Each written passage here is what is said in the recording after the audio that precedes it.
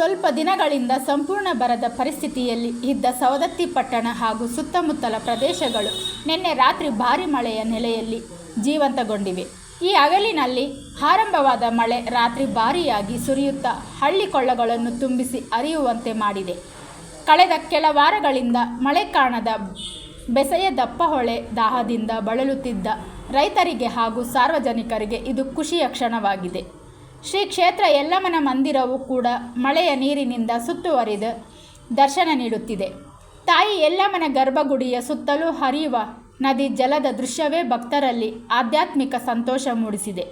ಅಲ್ಲದೆ ಸಂಗಪ್ಪನ ಕೊಳ ಸೇರಿದಂತೆ ಅನೇಕ ಕಡೆಗಳು ಭಾರೀ ಮಳೆಯಿಂದ ಮೈದುಂಬಿ ಹರಿದಿದ್ದು ನೈಸರ್ಗಿಕ ಸೌಂದರ್ಯ ಹೆಚ್ಚಾಗಿದೆ. ಇದರ ಜೊತೆಗೆ ಮಳೆಯಿಂದಾಗಿ ಕೆಲ ಅಂಗಡಿಗಳಿಗೆ ಸ್ವಲ್ಪ ನೀರು ನುಗ್ಗಿದರೂ ಜನರು ಭಯವಿಲ್ಲದೆ ಹೆಮ್ಮೆಯಿಂದ ತಾಯಿ ಯಲ್ಲಮ್ಮನ ಕರುಣೆ ಎಂದಿಗೂ ಇರುತ್ತದೆ ಎಂದು ನಂಬಿದ್ದಾರೆ. Bureau report, ರಾಷ್ಟ್ರಧ್ವನಿ news Kannada. ವರದಿಗಾರರು Mahadev ಮರಗೋಡ್, Saundatti.